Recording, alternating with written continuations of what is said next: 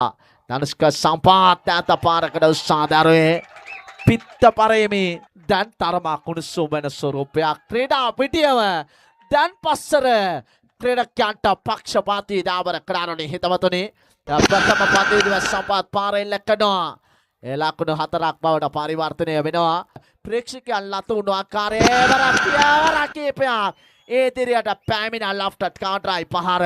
එල්ල කරනවා කවස්සා පොයින්ට් යලින් ලකුණු 6ක් බවට පරිවර්තනය වෙනවා කරාලනි හිතවතුනි ප්‍රේම් කුමාර් මහතාගේ වර පහර එල්ල කරනවා ටීම් මිටිකාටියාලින් ලකුණු 6යි දැන් ධනුෂ්ක සම්පත් මේ තීරණාත්මක අවසාන මහා තරගයේ තුල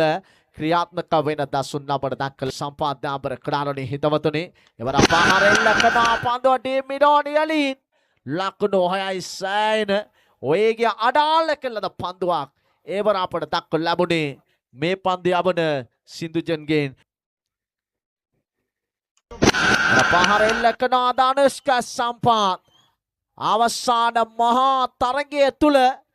ඔහුගේ දැන් 10 පහරවල් දැන් අපට දක්කල ලැබෙනවා පළවෙනි විකට්ටුවේ සම්බන්ධතාවය ගොඩනගනවාගේ සුපුරුදු කමට්‍රයි පාර එල්ල කරනවා ධනුෂ්ක සම්පත් දැන් ක්‍රීඩා පිටිය සිසාරා පාරවල් එල්ල කරන ආකාරයක් දක්කල ලැබෙනවා දාබර කරාලනි හිතවතුනි